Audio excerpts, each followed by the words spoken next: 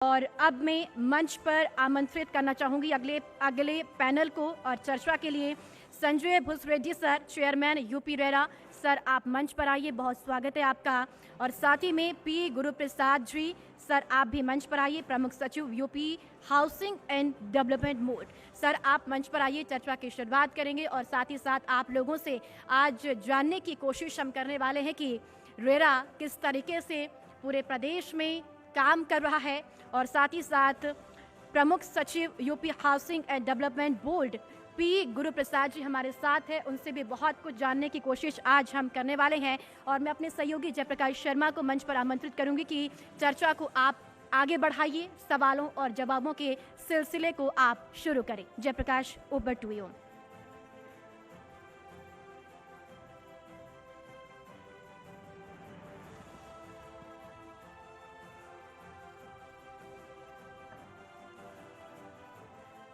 तो देखिए, चर्चा का दौर हमारा चल रहा है। हम रियल स्टेट कॉन्क्लेव, जहाँ ये नवाबों की नगरी है लखनऊ, वहां से हम लेकर आए हैं।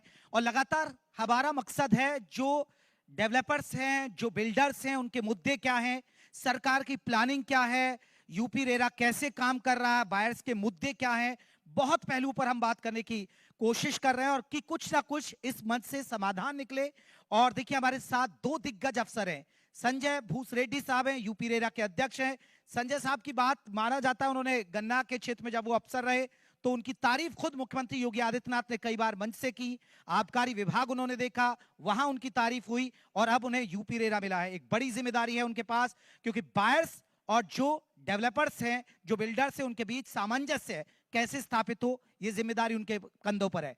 पी गुरुप्रसाद, वो भी भरोसेमंद अफसरों में हैं, मुख्यमंत्री के प्रमुख सचिव हैं यूपी आवास विकास परिषद के। आपका भी बहुत बहुत स्वागत है, आप दोनों खास मेहमानों का बहुत बहुत स्वागत है सर। संजय जी, सबसे पहले बहुत सारे सवाल होंगे, लेकिन रियल स्टेट कॉन्क्लेव हम कर रहे सर, बायर्स और बिल्डर्स उनके बीच सामंजस्य स्थापित रहे, ये जिम्मेदारी आपके कंधों पर है। और रियल स्टेट कॉन्क्लेव को लेकर आप क्या कहेंगे? पहली लाइन आपके, आप पहला सवाल यही है मेरा। जी जी, रेडी, आप रखिएगा अपनी बात। माइक कौन है? माइक कौन है? आप अपनी बात। हेलो, धन्यवाद। आज इस प्रेक्षागृह में उपस्थित सभी का स्वागत। देखिए, 2011 के बाद से उत्तर भारत में और भारत के अन्य ज़िलों में, बट ज़्यादा करके उत्तर भारत में, रियल एस्टेट को लेके होम बायर्स में बहुत एक उबाल सा आ गया था। एक तरफ फार्मर्स एजिटेशन की, उनकी ज़मीन को सरकारें बहुत कम दाम पे एक्वायर करके बिल्डर्स को देते और बिल्डर्स फिर उस पर कई गुना प्रॉफिट करके बेचते, तो किसान को बड़ा ठगा महसूस होता था। और इसी कारण 2011, 12, 13 तक एजिटेशन चला, उसके बाद भी चला। उसके बाद नया भूमि अर्जन अधिनियम आया और उसके बाद से काफ़ी ये मामला सेटल हुआ है। लेकिन उस बीच जो प्रोजेक्ट्स आए, कुछ प्रोजेक्ट्स कोई फ्लाई बाय नाइट ऑपरेटर्स के द्वारा भी आए, लेकिन बहुत अच्छे प्रमोटर्स भी बहुत दिक्कतों में आ गए। और अगर जिन्होंने मैनेजमेंट ठीक से नहीं किया, प्रबंधन ठीक से नहीं किया, तो वो प्रोजेक्ट्स थोड़े से लेगेसी प्रोजेक्ट्स के रूप में बीमार हो गए और इसीलिए उनको हम लेगेसी प्रोजेक्ट्स कहते हैं, जिनकी अभी भी समस्याएं चल रही हैं। इसी के मद्देनज़र 2009 से रेरा अधिनियम को लाने की बात हो रही थी और उसका ड्राफ्ट बन गया था, लेकिन आते आते 2016 में फिर ये लगा कि नहीं, 1 मई 2016 को ये अधिनियम लाया जाए और 1 मई 2017 से इसको फील्ड में इम्प्लीमेंट किया जाए। 1 साल भारत के सभी प्रांतों को और राज सेवित शासित यूनियन टेरिटरीज़ को अवसर दिया गया कि इस 1 साल में वो रेरा को गठित करे और वहाँ पे रियाट को गठित करे, मतलब अपेलेट ट्राइब्यूनल गठित करे। सबसे बड़ी रेरा की, अगर आप कोई पूछे मुझसे कि रेरा अधिनियम में क्या 3 जिम्मेदारी रेरा एज एन अथॉरिटी को दिया है, प्राधिकरण को दिया है, तो केवल 3 काम हमारे हैं। एक काम हमारा है जिसको 2 भाग में बोलूँगा, 1A और 1B। 1A है कि हम इन्वेस्टर्स को लाए, इन्वेस्टमेंट को लाए थ्रू इन्वेस्टर्स। जैसे अभी आपके यहाँ पे बहुत सारे प्रमोटर्स हैं लखनऊ के और यूपी के, कुछ बड़े हैं, कुछ मध्यम हैं, कुछ छोटे प्रमोटर्स हैं। तो इनके माध्यम से हम निवेश को लाए, क्योंकि जब तक निवेश नहीं आएगा तो हाउसिंग स्टॉक नहीं आएगा, चाहे वो कमर्शियल हो, चाहे वो हाउसिंग स्टॉक हो, फ्लैट्स, प्लॉट्स, विलाज ना हो। तो एक तो वो है। दूसरा है कि जब इन्वेस्टमेंट आएगा 1A तो उसका करस्पॉन्डिंग 1B आएगा कि हाउसिंग स्टॉक डेवलप होगा, तभी आपका हाउसिंग स्टॉक आएगा और डिमांड सप्लाई के बीच में एक तारतम्य बना रहेगा, एक संतुलन बना रहेगा। क्योंकि अगर डिमांड बहुत ज़्यादा है, सप्लाई कम है तो भी दिक्कत है, और सप्लाई ज़्यादा है, डिमांड नहीं है तो भी मार्केट क्रैश करेगा। तो इसका एक वो है।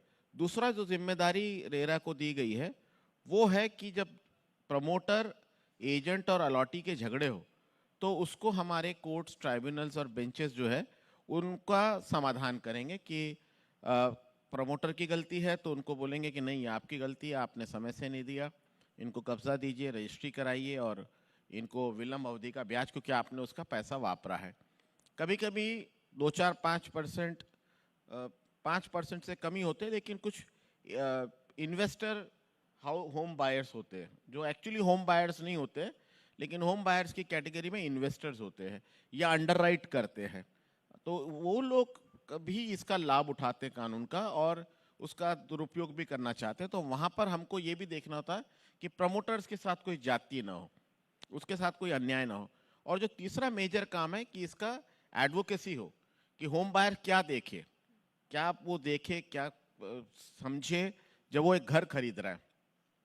पिछले साल और उसके पहले आपके ही इसी प्लेटफॉर्म से मैंने कहा था कि हम हर प्लेटफॉर्म पे जाके हम कहते हैं, और हम हर शनिवार को एक संवाद कार्यक्रम चलाते हैं दोपहर 12 बजे से, जिसमें कोई भी होम बायर्स पूरे जो उत्तर प्रदेश में अपना घर खरीदना चाहता है उसको कहते हैं कि आप आइए और आप जो भी आपके मन के जिज्ञासा है उसका हम समाधान करेंगे। तो वो एक हम लोग चलाते हैं। तो उनको हम बार बार ये कहते हैं कि आप अगर होम खरीदने जा रहे हो तो आप रेरा रजिस्ट्रेशन नंबर के हिसाब से, अब QR कोड भी हो गया, पहले केवल हम रेरा रजिस्ट्रेशन नंबर और URL डालने के लिए हमारा कानून था कि हर प्रमोटर जब अपना ऐड कोई भी निकालेगा, इलेक्ट्रॉनिक, डिजिटल, प्रिंट इत्यादि, होर्डिंग, बैनर, पोस्टर, उसमें केवल ये 2 चीज़ करेगा। लेकिन अब उसके साथ QR कोड करेगा, रेरा का कलेक्शन अकाउंट नंबर डालेगा और लॉन्च डेट डालेगा, जिससे सबको क्लैरिटी हो, पारदर्शिता के साथ में। सर जैसे वो ऑनलाइन चीजें अगर किसी ने लिखा यूपी रेरा अप्रूव्ड, तो अप्रूव नहीं अगर करते वो जैसे लिख देते अप्रूव्ड बहुत सारे जो है बाइक्स। कानून के तहत, हाँ। Uttar Pradesh urban planning and development act 1973 के तहत वो प्राधिकरण करते हैं, विभिन्न प्राधिकरण, या इंडस्ट्रियल डेवलपमेंट अथॉरिटी 76 के एक्ट के तहत नोएडा, ग्रेटर नोएडा, येडा, इस प्रकार के प्राधिकरण करते हैं, या इंडस्ट्रियल एरिया के। मैं उस चीज को समझना चाहता हूँ। कई जगह किसी का बोर्ड लगा हुआ है प्रमोटर का, बिल्डर्स का, उस पर लिखा है रेरा अप्रूव्ड। No. अगर हम किसी के बारे में जाने कि ये रेरा अप्रूव्ड है, तो आपके क्या कोई ऐसा ऑनलाइन सिस्टम है कि फट से हमने देखा, हाँ, आपकी रेरा वेबसाइट approved पर नहीं होता जाएं है। और पता चल जाए कि हाँ वाकई में रेरा में इसका रजिस्ट्रेशन रेरा अप्रूव नहीं होता, अप्रूव नक्शे का जो होता है वो प्राधिकरण द्वारा होता है। हम केवल रेरा रजिस्ट्रेशन नंबर देते हैं। आप उसके साथ हम ऑनलाइन देख सकते हैं हम किसी हाँ, का? या तो आप URL खोलिए up-rera.in, वहाँ पे वो PRJ नंबर टाइप करिए, और उससे भी आजकल हमने सरल कर दिया, QR कोड है, आप फोन से स्कैन करिए या किसी भी स्कैनर से, तो आपके कंप्यूटर, लैपटॉप, डेस्कटॉप पे वो पूरा खुल जाएगा। तो उस प्रोजेक्ट का पूरा विवरण खुल जाएगा, वो आप देखिए और उसके आधार पे आप खरीदिए। हम लोगों ने सभी प्रमोटर्स को भी बोल दिया कि आप जो ऐड निकालोगे उसमें आप ये नहीं करोगे, रेगुलेशन अब हमने बना दिया और अब लगभग साल भर से अब सभी लोग उसका पालन कर रहे हैं, जिसे पहले बिकता नहीं था। क्योंकि जो 11 से 17 में जो परिस्थिति आ गई थी, बहुत प्रॉपर्टीज NCR में बन गए थे जो बिक नहीं रहे थे। तो लोग क्या कर रहे थे कि होंडा सिटी ले लो 3 बेडरूम के साथ, डायमंड रिंग ले लो, 3 नाइट 2 डेज का 3 डेज 2 नाइट्स का गोवा ट्रिप लो। अब हम ग्राहक को कहते देखिए भाई, अगर आपको हाउस खरीदना है तो प्रमोटर के पास जाए और रेरा रजिस्ट्रेशन देखे, अगर आपको गाड़ी खरीदना है तो डीलर के पास जाए, अगर आप डायमंड रिंग खरीदना है तो ज्वेलर के पास जाए, और आपको गोवा जाना है तो टूर एजेंट के पास जाए, तब आप रेरा एजेंट या रेरा प्रमोटर के पास मत जाए।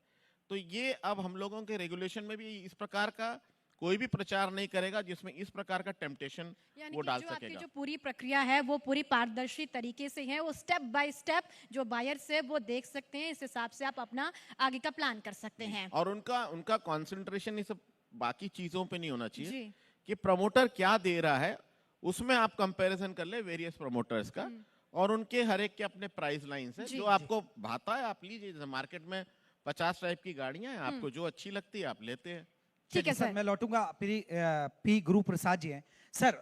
क्योंकि आप पर भी बहुत बड़ी जिम्मेदारी है, और जिम्मेदारी मैं सबसे पहले रियल एस्टेट कॉन्क्लेव से लेकर बात कर रहा हूं। रियल एस्टेट को बढ़ावा देने के लिए आप लोग क्या प्लानिंग कर रहे हैं? क्योंकि माना जाता है कि रियल एस्टेट यूपी की इकोनॉमी में काफी बड़ा योगदान दे रहा है। मैं कुछ आंकड़ों की बात करूं तो 2021 के पढ़ रहा था, उसमें 14%, अब तो ज्यादा बढ़ गया होगा, 2025 में हम बात कर रहे हैं, तो उसका बड़ा योगदान है। तो रियल एस्टेट को बढ़ावा देने के लिए आप लोग क्या कदम उठा रहे हैं? देखिए, जो मेजर इनिशिएटिव जो हम लोगों ने लिया हुआ था कि जो वो था बिल्डिंग बायलॉज का रिवीजन का था। हमारे बिल्डिंग बायलॉज जो पुराने वाले थे जो है वो 2007-8 में बने हुए थे, उसके बाद कोई मेजर कॉम्प्रिहेंसिव रिवीजन हो नहीं पाया था। जहाँ जहाँ में बीच में आवश्यकता थी थोड़े मोड़े चेंजेस हम लोगों ने कर दिया था।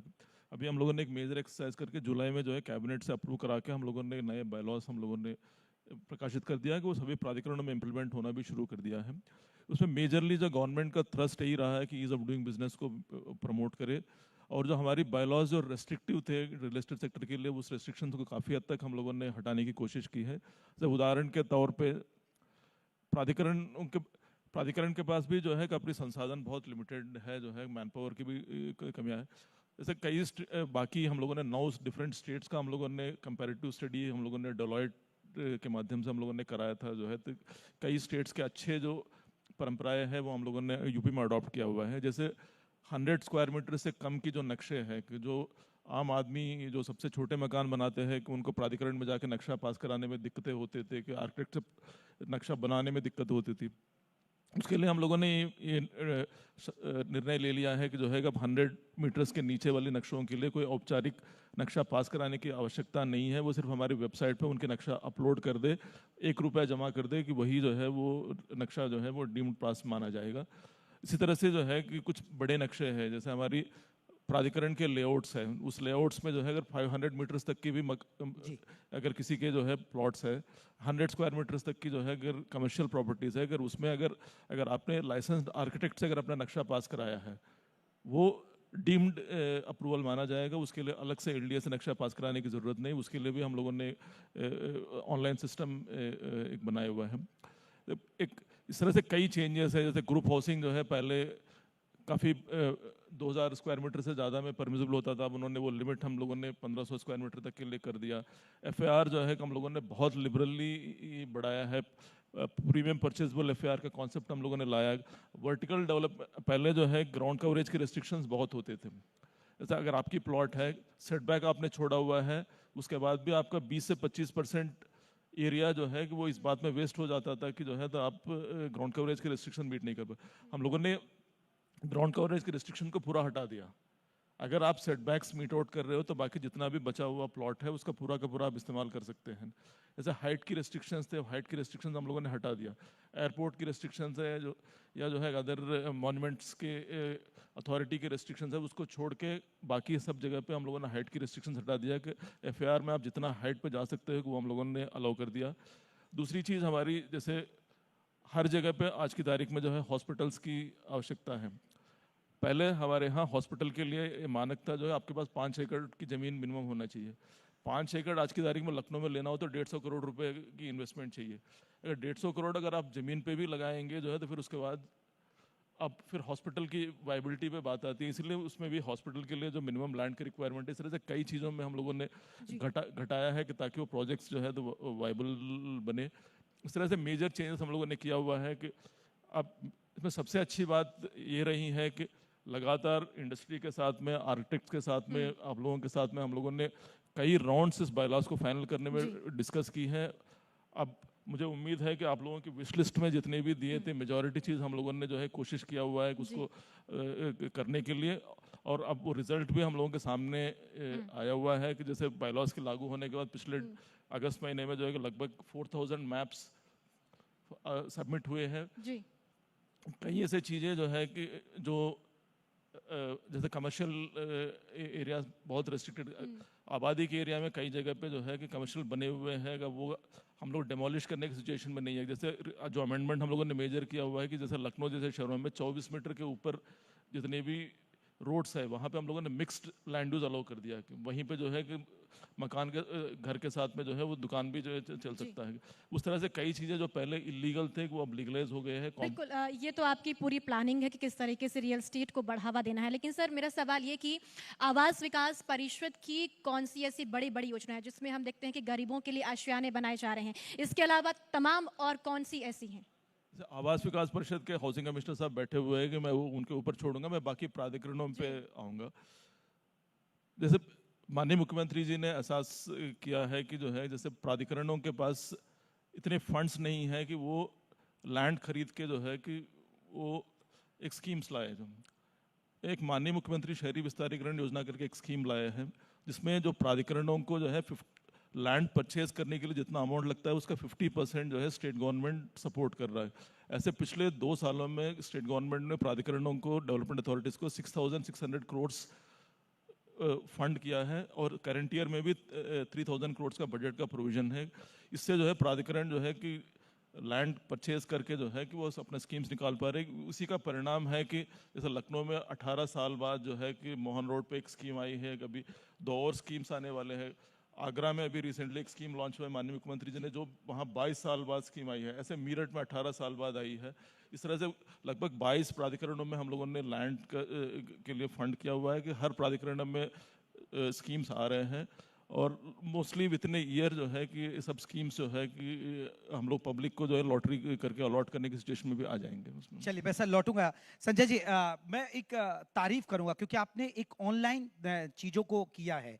ऑनलाइन अगर आप देखिए, जाइए आपकी वेबसाइट पर, आपको शिकायत घर बैठकर बायर्स अपनी बात रख सकता है और एक रिकॉर्ड तोड़ शिकायतें भी आई, 58,000 के आसपास शिकायतें आई। वो आंकड़ा तो आप पर और होगा बेहतर, जिसमें से आपने ये भी पता चला कि 50,000 से ज्यादा शिकायतों का निपटारा कर दिया। ये काबिले तारीफ है। लेकिन अभी जब हमने ये शो चलाया टीवी पर कि हम एक शो लेकर आ रहे हैं, ऐसा एक प्रोमो हमने लॉन्च किया कि एक कॉन्क्लेव करना चाह रहे हैं, तो उस पर एक आ गया गाजियाबाद से, किसी ने मुझे डाल दिया कि भाई संजय जी से जरूर ये पूछेगा, आप ठीक है ऑनलाइन तो कर रहे हैं लेकिन हमारे कुछ मामले तो 2-2 साल पेंडिंग पड़े हुए हैं। ये चीजें क्यों आ रही हैं? देखिए, जब रेरा अधिनियम 2017 में आया और स्थापित होते होते नवंबर 2018 हो गया, हर प्रदेश, और यूपी सबसे पहला प्रदेश है और ऑनलाइन की व्यवस्था भी पूरे देश में यूपी ने सबसे पहले किया। विश्व में मेरे संज्ञान में कोई फोरम नहीं है जहाँ टोटली, एक बार जोरदार तालियां बजा दीजिए दोनों संजय जी, पक्षों के लिए। क्योंकि यूपी में पहली बार ऐसा है कि ऑनलाइन आप घर बैठकर अपनी शिकायत बता सकते हैं यूपी रेरा को। किसी भी पक्ष को कोई कागज अदर साइड को नहीं देना है। किसी भी और अन्य कोर्ट में अगर आप जाएंगे तो पहले आपको अदर साइड को कॉपी, हार्ड कॉपी तामीला करना होता, फिर ये यहाँ पर सब कुछ पेपरलेस है, ऑनलाइन ही दोनों पक्ष एक दूसरे का देख लेता है। देखिए, ये जो शिकायत कुछ लोगों की जरूर होगी क्योंकि 18, 19, 20 में और कोविड के कारण 20 में भी 6 महीना बंद था और 21 में भी दिक्कतें थी क्योंकि प्रमोटर्स पूरा नेशनल लॉकडाउन वगैरह था, और जो सेकेंड फेज ऑफ कोविड में भी फरवरी, मार्च, अप्रैल, मई में दिक्कतें थी। तो उस वक्त भी रेरा ऑनलाइन सुनवाई करके निस्तारण कर रहा था। अभी हमारे यहाँ एक साथ पूरे भारतवर्ष में अगर आज 100 केस फाइल होते हैं तो 40 उत्तर प्रदेश में फाइल होते हैं, क्योंकि जो हमारा एनसीआर का क्षेत्र है वो अर्बन का एक बहुत बड़ा पॉकेट है और उसके बाद फिर लखनऊ एक बहुत बड़ा पॉकेट है। लेकिन अब पिछले 2-3 साल से झांसी, कानपुर, गोरखपुर, वाराणसी, प्रयाग, तो ऐसे बहुत, बरेली, मुरादाबाद, ये बहुत सारे नए अर्बन सेंटर्स आ रहे हैं जहाँ पे बहुत आ रहा है। आपको एक चीज़ बता दो कि पहले 35 केस पर डे फाइल होता था, आज 9.5 केस पर डे फाइल हो रहा है। वो इसीलिए हो रहा है क्योंकि पिछले 3 साल से हम लोगों ने स्क्रूटिनी बहुत टाइट कर दिया है। यहाँ हमारे प्रमोटर भाई बैठे, सब लोग इस बात पे सहमत हो गए कि ये लोग भी थोड़ा सा कष्ट महसूस करते हैं क्योंकि स्क्रूटिनी बहुत टाइट हो गया है। लेकिन उसका अच्छा परिणाम ये आया है कि ये हर चीज़ अब पोर्टल पे अपलोड करते हैं, इन्हें पता है कि पोर्टल पे अपलोड किए बगैर नहीं होगा। तो कुछ लोगों का केसेस फाइलिंग से लेके उनका रजिस्ट्री वगैरह तक 2 साल लगना बहुत पीरियड। वैसे हमारा खुद का जो मानक है वो 4 महीने का है, 31 का केस डिस्पोज ऑफ हो और 4 महीने में हम उसको बाकी चीज कंप्लीट करें तो साल भर में हमको कर देना चाहिए, लेकिन 2 साल लग रहा है। लेकिन अगर आप इसका कंपैरेटिव फोरम देखें जो सबसे पहले से था कंज्यूमर फोरम कोर्ट, वहां पे 7 से 8 साल लगते, तो उस हिसाब से 2 साल मेरे हिसाब से, वैसे हमारे मानक के हिसाब से ज्यादा है, लगभग डबल है। लेकिन अब हम लोग प्रयास कर रहे हैं उसको कम करने का, क्योंकि एक साथ 18, 19, 20 में 20-20 हजार केस फाइल हो गए एक साल में, तो वो सब पेंडेंसी अभी उसका स्पिल ओवर चल रहा है। ठीक है सर, हम आपके पास भी लौटेंगे। प्रसाद सर, मेरा सवाल आपसे है कि एनसीआर की तर्ज पर अब लखनऊ के लिए भी मास्टर प्लान है और बाराबंकी, सीतापुर, उन्नाव तमाम ऐसे जिले हैं जहां पर अब मास्टर प्लान के जरिए विकसित किया जाएगा।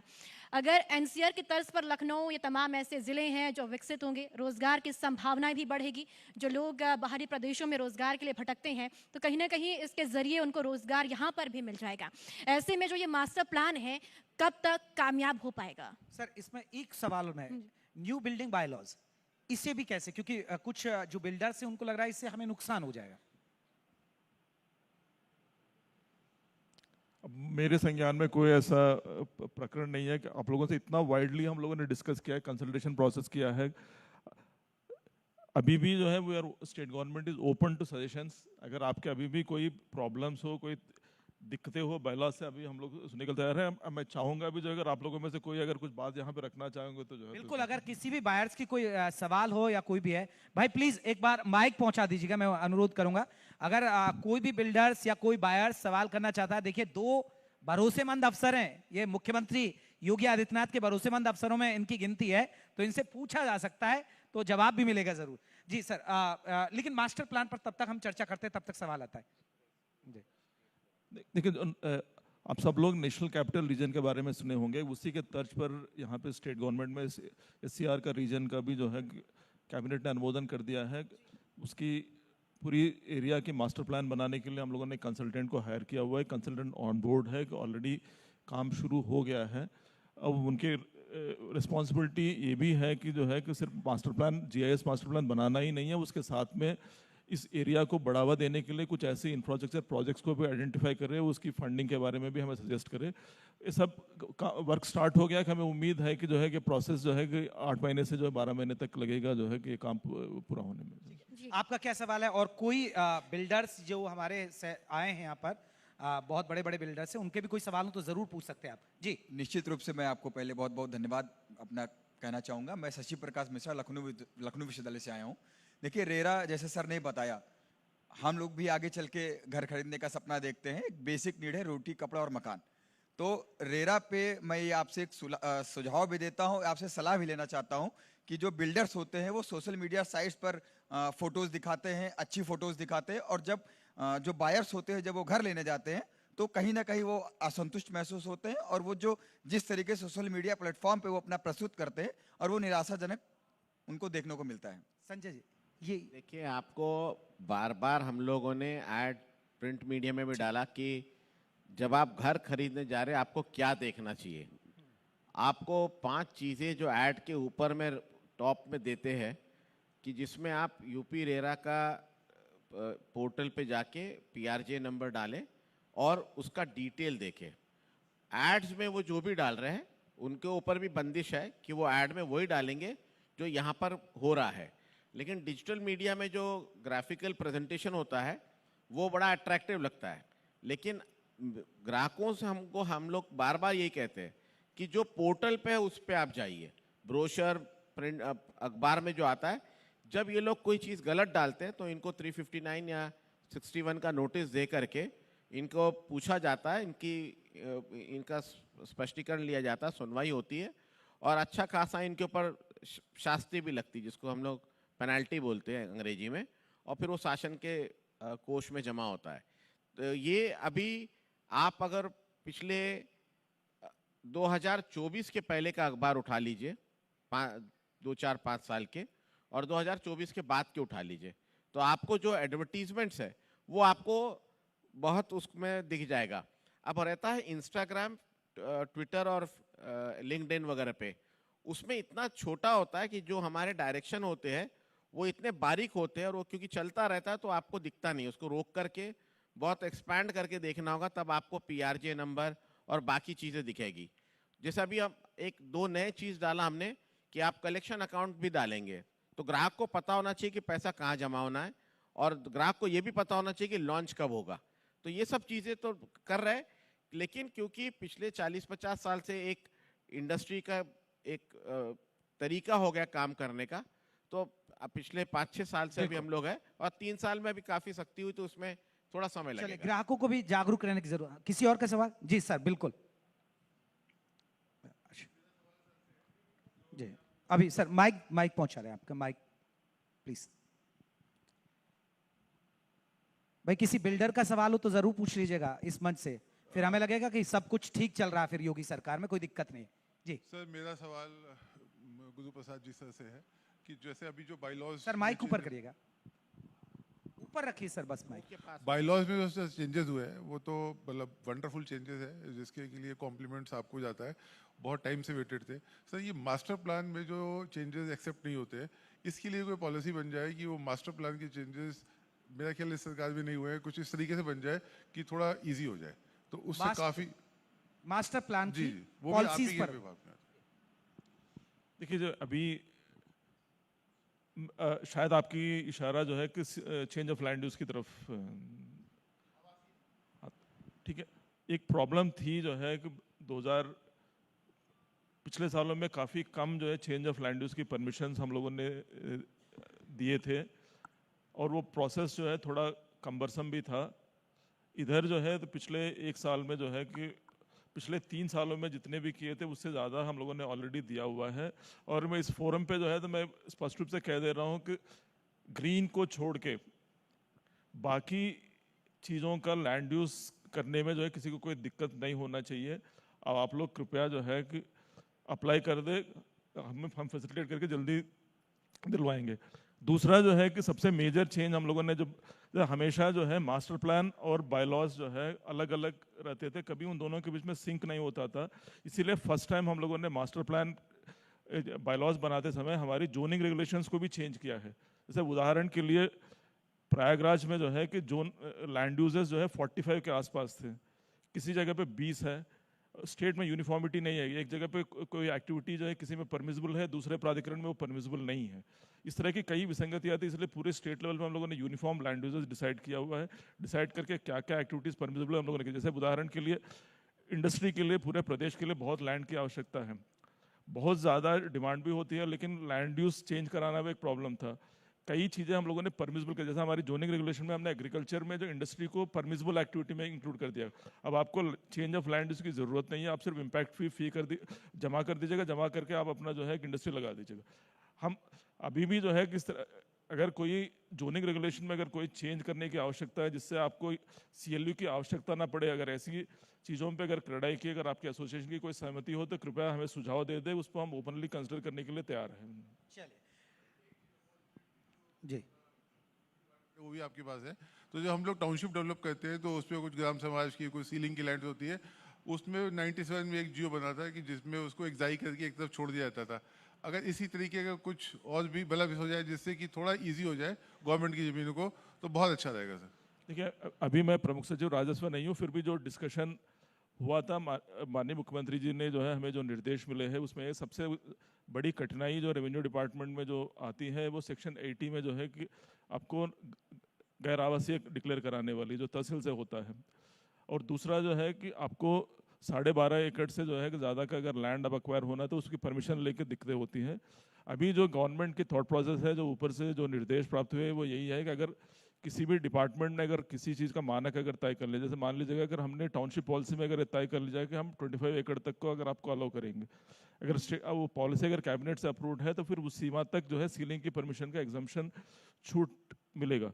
अगर मान लीजिएगा जो है कि हमने सोलर पॉलिसी में अगर एक कह दिया पर एकड़ का अगर पर मेगावाट के लिए 4 एकड़ का चाहिए, अगर उसी नॉर्म पे अगर आप कर रहे हो तो तब उसमें भी जो है तो एग्जम्पशन नहीं होना चाहिए कि उस पर वर्क हो रहा है।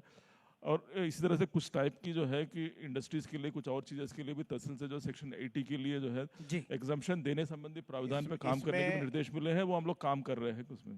ठीक है, संजय इसमें जी जो कुछ कह रहे थे। टाउनशिप की पॉलिसी जो आई है 23 की, उसमें भी ये बात है जो 97 वाले में है कि आप उस उतना पोर्शन किसी का बीच में आ रहा है या गांव सभा अगर का, तो आप उसको किनारे पे ले जा सकते हैं। और इसमें राजस्व विभाग का एक जीओ है जो आज से 2-3 साल पहले डेलीगेशन हुआ है 2006 के कोड में, रेवेन्यू कोड में, जो डिविजनल कमिश्नर को दिया, जबकि पहले शासन में होता था तो बाकी कठिन था।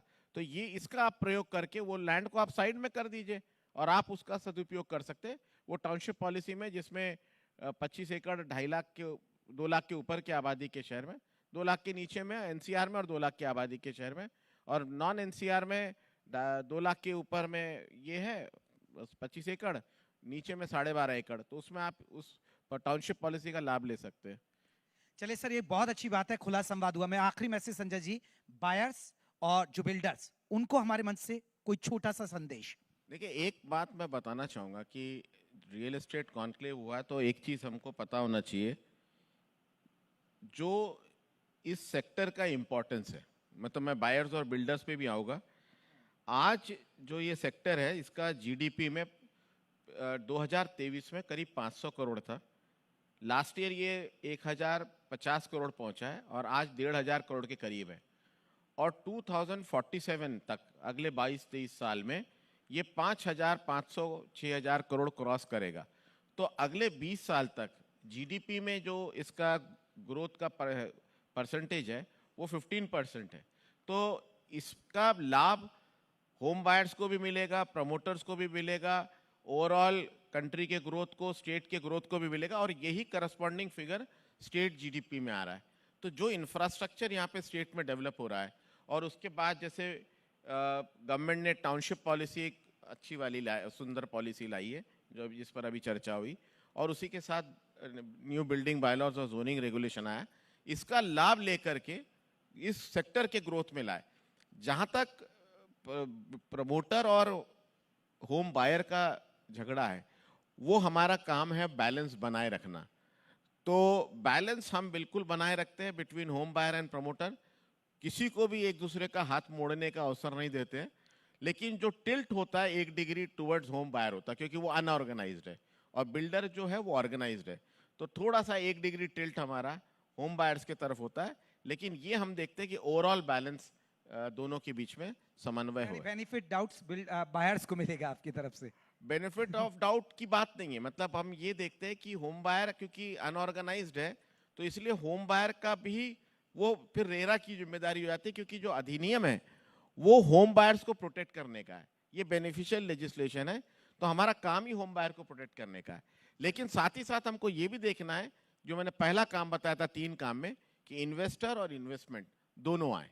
चलिए, बहुत बहुत शुक्रिया सर, आपने बहुत महत्वपूर्ण जानकारी शेयर की है। जो प्रॉपर्टी में निवेश करना चाहते हैं, जो बिल्डर्स हैं, जो निवेश करना चाहते हैं, उनके लिए भी बहुत अच्छी बात आपने रखी है। बहुत बहुत शुक्रिया आप दोनों मेहमानों का। और आप से निवेदन है सर कि आप मंच पर बने रहिए, और मैं सर हमारे संपादक रमेश चंद्रा जी से निवेदन करूंगी कि आप मंच पर आइए और तमाम उन हस्तियों को अब सम्मानित किया जाएगा जो रियल एस्टेट के क्षेत्र में बेहतरीन काम उनकी ओर से पूरे प्रदेश भर में किया जा रहा है। सबसे पहले मैं इन्वाइट करूंगी राहुल अग्रवाल जी, डायरेक्टर जश्न ग्रुप। सर आप मंच पर आइए और सम्मान ग्रहण करिए। और ये कंपनी अपने प्रोजेक्ट और मॉडर्न डिज़ाइन और क्वालिटी मटेरियल्स और टाइमली डिलीवरी पर खास ध्यान देती है। जश्न ग्रुप का मकसद अपने कस्टमर को बेहतरीन लिविंग एक्सपीरियंस देना है, और साथ ही उन्होंने कई प्रॉमिसिंग प्रोजेक्ट कंप्लीट भी किए हैं और मार्केट में एक बहुत अच्छी पहचान के साथ इस वक्त उनकी ओर से काम किया जा रहा है। बहुत शुक्रिया सर। और अब मैं मंच पर इनवाइट करना चाहूँगी सुधीर कुमार अग्रवाल सर, फाउंडर और चेयरमैन ऋषिता डेवलपर्स। तो ऋषिता डेवलपर्स का जब हम जिक्र करते हैं तो लखनऊ की एक प्रमुख रियल एस्टेट कंपनी है, और उनकी दूरदर्शिता और नेतृत्व में कंपनी ने पिछले कई सालों से विकास में महत्वपूर्ण भूमिका अपनी निभाई है। ऋषिता ग्रुप एक रेपुटेड रियल एस्टेट डेवलपर है जो इंडिया के रेजिडेंशियल और कमर्शियल प्रोजेक्ट बनाता है, और ये कंपनी क्वालिटी, कंस्ट्रक्शन और टाइम बाउंड डिलीवरी पर काफ़ी फोकस भी करती है। सर बहुत शुक्रिया आपका भी। और अब मैं मंच पर इनवाइट करूंगी Sushil Singh, business head MR India. Sir आपका भी बहुत स्वागत है।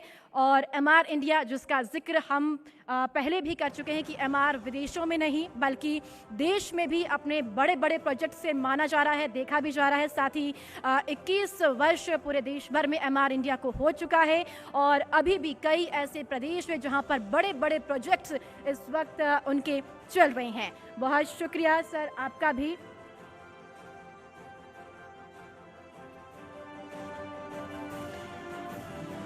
और अब मैं मंच पर इनवाइट करना चाहूंगी सुरेंद्र कुमार जग्गी जी, CEO Eldeco housing and industries. Sir आप भी मंच पर आइएगा और अपना जो सम्मान है वो ग्रहण कीजिए।